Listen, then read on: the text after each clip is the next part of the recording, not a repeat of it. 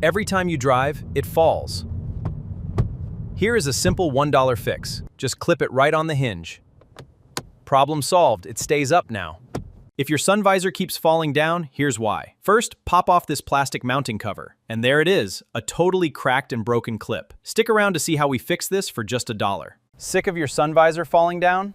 This $1 clip is the ultimate fix. Just snap it right into the hinge assembly. Now we just put everything back together. Secure the screws so it sits flush.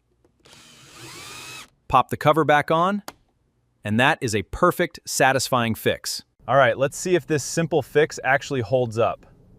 Look at that, it is not moving at all. And that is how you save yourself a trip to the mechanic. And just like that, it's fixed. No more falling visors. It works perfectly, just like new. Best dollar I've ever spent. Is your sun visor constantly falling down like this? Here is a quick and satisfying $1 fix. Look at that massive difference. No more falling visors. Is your sun visor always falling down? Here is a quick and easy fix. This $1 clip makes it work flawlessly. Now you can fix your car interior today.